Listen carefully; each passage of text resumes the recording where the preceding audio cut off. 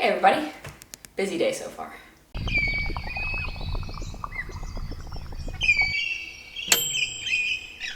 Okay, so I tweeted or Instagram storied or did some obnoxious version of asking you guys if you wanted to see a book review of all the things I read in 2018, of the things that I would recommend reading in 2019, because who doesn't love books? You know, books. They've got beautiful spines and you can just jump into their lapid pools of knowledge, and they're so fun to look at too. They're great eye candy. I actually wrote out 10 of my must-reads of 2019, and I thought what we could do is just kind of go through them. Talk about why they need to be this way. I read at least 10 books in 2018.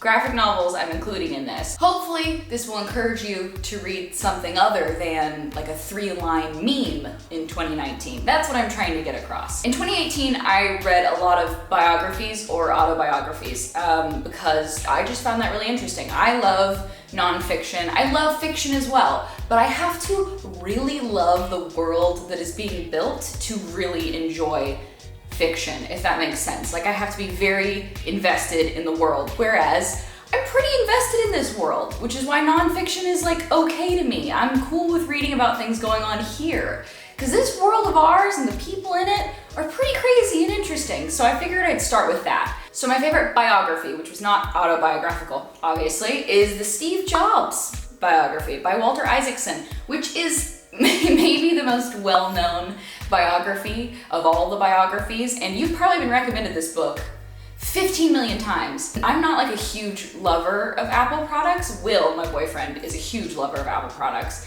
I say this with an iPad in my hand. I will buy the things because they work the best. That's kind of my general idea about technology, is like, if it's working for me, I buy it. And usually Apple stuff works. Sometimes it's very inconvenient and the design is poor, but I think that's all because Steve Jobs. With Steve Jobs' death, we lost the essence of Apple. And after reading Walter Isaacson's biography, I can stand by that, because that guy was crazy, like bat crazy, but also genius. And that's what I love about the book, is that it paints him as someone who is just magnificent, but also terrible. It's so inspiring as well, because it makes you realize that you really don't have any excuse to not try to do what you're good at. But also, some people are better at things than you are. And I think that's one thing that I learned after reading that. You also get to hear about Steve Wozniak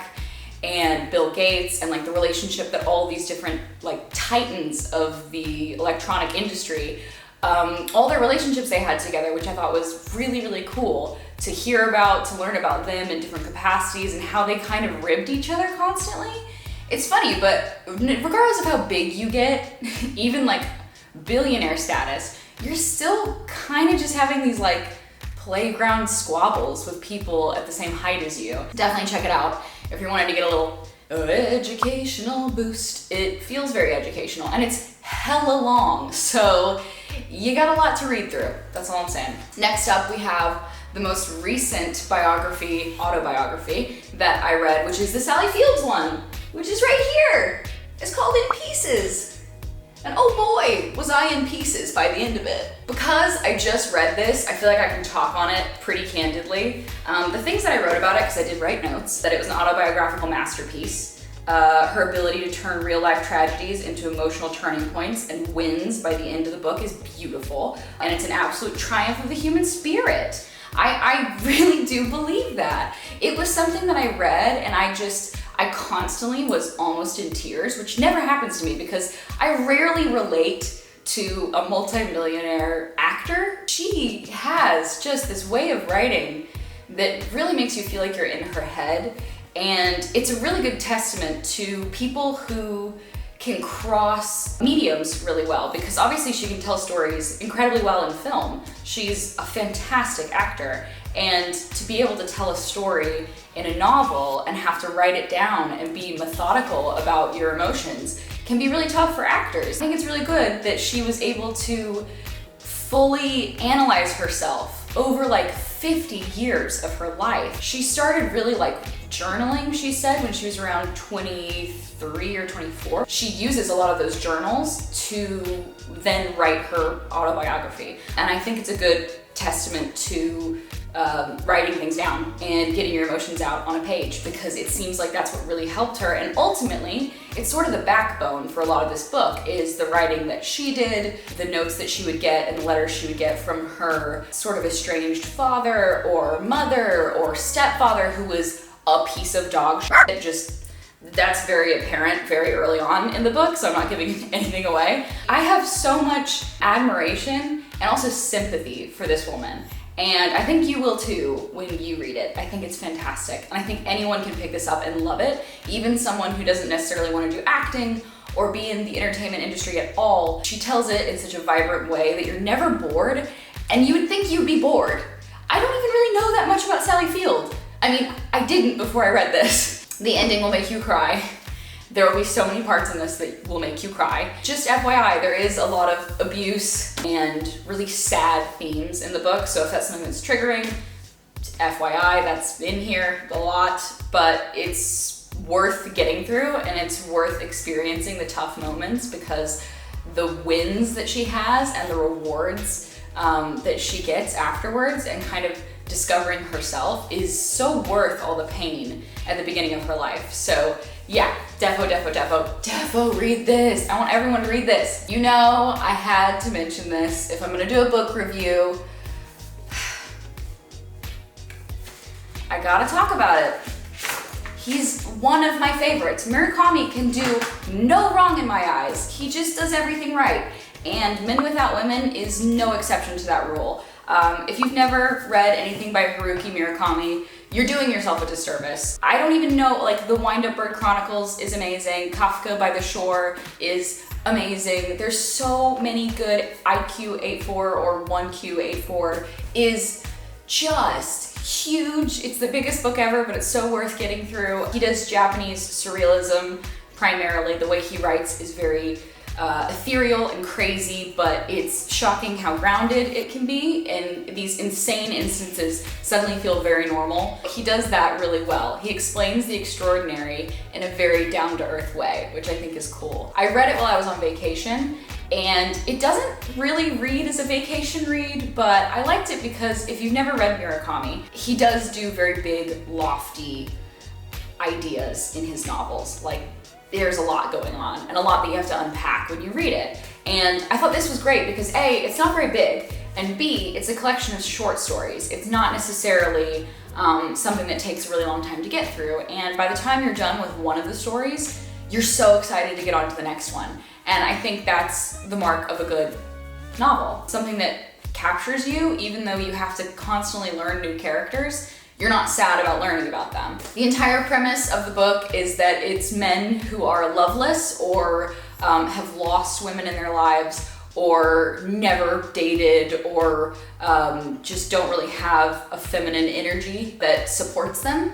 And it's really fascinating too, because that's a big problem in Japanese culture right now. There's a huge, what do you call that? A birthing shortage? What do you call it when there's not enough children around? A lapse in births in the country right now. And a lot of that is because there's a huge issue with isolationists and people who don't want to leave their house. Agoraphobia is big in Japan, or just people who live most of their lives on the internet, or people who work, drink with their work buddies, and then go home and never see anyone else, never have time to date, whatever. It's a big thing in Japanese culture, and this is kind of his way of tackling that without being like sorry for himself. Not that he has a problem, because I think he's married, but it doesn't ever feel like whiny or sexist or misogynistic. If anything, most of the time in the short stories, the heroes end up being women who are kind of almost like placed in these men's lives. I think this is a good first pass at Haruki Murakami if you've never read anything from him before, and when you hear Japanese surrealism, that intimidates you a little bit. Next up, we have another book that's written by a celebrity, but I really, really enjoyed it, and I think that if you love Steven Spielberg, you will love this book even more.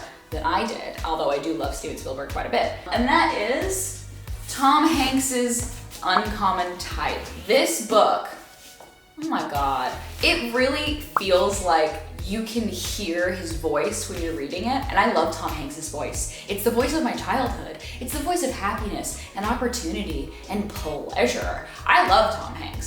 So when I read this, I literally just couldn't stop thinking about him writing this down. If you don't know anything about Tom Hanks, get out, like leave.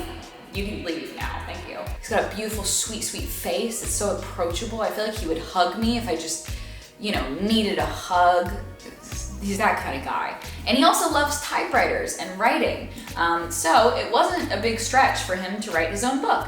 And very similar to Men Without Women, this is a book of short stories. As you can see, I love short stories. But also, I think short stories are really important in our day and age when we have such short attention spans. So it's good to have these little kind of bits and pieces that you can read that don't feel so big and intimidating. And I still think you should read the big books. But I think if you're someone who doesn't read, or it intimidates you to have to pick up a giant book, something like this is great because yes, it's thicker, she thick, but it's broken up because it's a bunch of different short stories.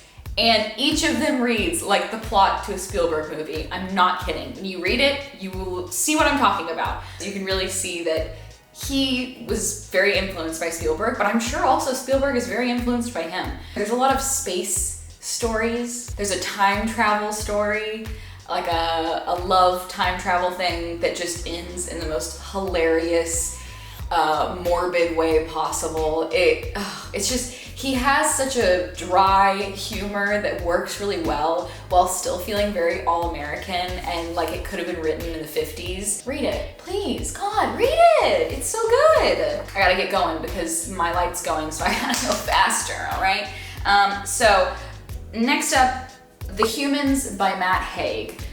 I actually read Notes on a Nervous Planet, which is right here, and it made me panicked. I did not like that book very much. Not because it's a bad book, but if you're someone who's anxious, if you're someone who gets panicked easily about big, lofty ideas about the world or the universe, I do not recommend that book. That book freaked me out. And for a lot of people, that can be really comforting, but it wasn't my particular thing, which is funny because I love Matt Haig as a writer. I think he's hilarious and he gets so caught up in his own thoughts and like drills himself into a hole. And I feel that because I'm like that too. It happens to me all the time. So when I read that Humans was one of his like biggest works and people loved it from him, I got really excited because I had read Reasons to Stay Alive, which I thought was brilliant. I loved that book. And I thought, okay, let's see what his fiction looks like, because I've never read his fiction before. Humans is just, it is a treasure. When I say that I don't really like jumping into fictional worlds unless it feels like easily built, this is the easiest like sci-fi, dry humor, philosophy crossover that like, you can't believe that it all fits together, but it does. It basically follows this alien who comes to Earth and takes the form of a professor of mathematics because he has figured out this big mathematical equation that's gonna change humanity and bring them leaps and bounds into the future. And the alien race that's kind of looking over the planets is like, no, we can't have that happen because human beings are flawed and we don't want them to have extra power. So this alien, who's supposed to be kind of this neutral, he's very neutral. He has no like feelings about anything. He doesn't know what's bad or what's good. It's just whatever is the best for the universe is what matters. It's almost like he lives in this ultimate socialist utopia where these aliens kind of like share everything, they share their subconscious, nothing is hidden. So when he comes to Earth and he starts seeing all these like weird things like human beings having empathy or love or anger or whatever, he starts kind of getting a little whacked out by it, and it makes him change his perspective because he learns about what makes humans human. And that's what the entire book is about him learning what humanity means. And that's why I think it's fantastic, because if you're someone who constantly wrestles with that and looks at the headlines in the news and is like, why do we exist as a society? Because we're in a society, but why do we exist and why do we deserve to be here?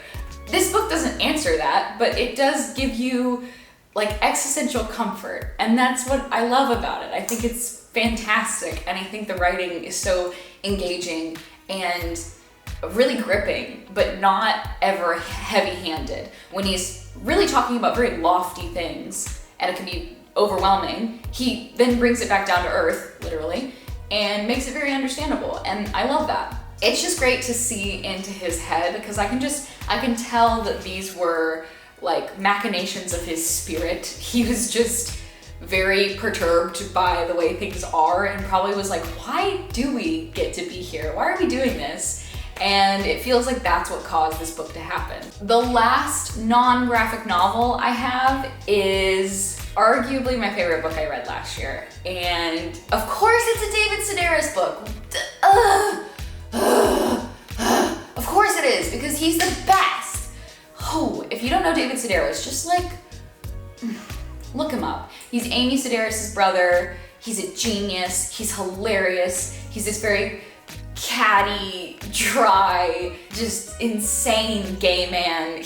I love him so much. His humor I relate to in a way that I've never related to anyone else. I love the way he writes. And I grew up with his books around the house because my mom and dad love him as well, and so do my siblings. So I was reading his books when I probably shouldn't have been reading his books because they can be graphic and hilarious and just, upsetting at times in the best kind of way. And Theft by Finding is no exception. It is arguably my favorite book that he's ever written. And that's saying something because he has so many good books. Like every book he writes, I love. It's weird because I think it's really different from any book that he's written. It's basically a collection of diaries that he has had since I think the 70s or the 80s. He basically took his diaries and rewrote them so that they were a little bit less, I don't know, he kind of portrayed it as like immature. He was like, I feel like a lot of this is really immature, so he kind of reworked a lot of the journals. But even in reworking them, he'll add footnotes like, oh God, I was such a turd back then. Like, why did I feel this way? I've never like put myself in the shoes of someone as much as I have someone that I have no relation to. Like, he is the antithesis of me. I have nothing in common with him, and yet I feel like I have everything in common with him. And I think that's due to how honest and raw all of these journals are that he has. It's very like graphic, a lot of the stuff that he talks about. He struggles with drugs a lot in all of his journals, so if that's something that's triggering to you, it's good to know. But I just found it fascinating, like everything he talks about, and the way that he also talks about Amy, his sister, who I love, and I think she's comedic gold. The way he talks about his family, and I don't know, it's not surprising that he ended up being this huge, big author who can do no wrong in my eyes. Oh, hi, I'm Arden's evil twin, and I just killed the other one so that I could finish the video. Now I will get my entire family's inheritance, all $4 of it. Obviously I changed clothes, the lighting got really dark, plus the camera stopped. No excuses, no excuses. I was on my last book anyway, because I decided that I was gonna split this up, because graphic novels, you know what? They deserve their own category. Otherwise I would just be trying to smash through them, and I don't want to do that to you guys. So like this video and comment down below if you want to see a part 2 that includes graphic novels, comic books, and things like that. A bit more artistic than, nope, literature is still artistic. I'm gonna stop. Anyways, that's the idea. That's where we're going with this. Just to finish off what I was saying about David Sedaris' book, it's amazing. It's so good, not only from a gay man's perspective through, you know, the 70s, 80s, 90s, to see how someone can start in such humble beginnings and really humbling beginnings and turn into someone that I really admire and think is a genius. And I think part of his entire persona is really lended to the kind of terrible shit that he went through and still found a way to laugh about it afterwards. And I love that because I'm the type of person, when I see something tragic, my first instinct is like a nervous laugh. And I think that's what this entire book feels like, is one big nervous laugh at the expense of David Sedaris. It's poignant, it's sweet, it goes from being really, really hilarious and comical and ridiculous, like when people keep calling him the F word even though they're the ones that are trying to hook up with him when he's hitchhiking in like the 70s and 80s. From there, you kind of also have his struggles with his family, the death of his mother, a lot of really serious topics that do hit hard because it is journal entries. But then he goes straight from that into something really beautiful, like his love for his now husband, I think, who he lives in France with part-time, I think, and also in the UK. Their romance and their love is really, really sweet, and you get to see the genesis of that. And so you get kind of everything with this. So that's why I highly recommend it. If you're someone who's never read a David Sedaris book before, I think actually getting the context from this book will be really helpful, and it'll lead you to appreciating the insane man that is the comic genius of David Sedaris. And I don't think you have to be invested in his character now to enjoy the book. I think when you read the book, you'll then be invested in him. All right, so that's it. Those are my books. I hope you guys enjoyed this. I did not read 72 books like PewDiePie, unfortunately. Last year, I read 150 of them, so get wrecked. No, I think I read like a book a month. That is enough of that. Let me know once again if you want to see a part 2, and I will see you guys for my next video. Bye!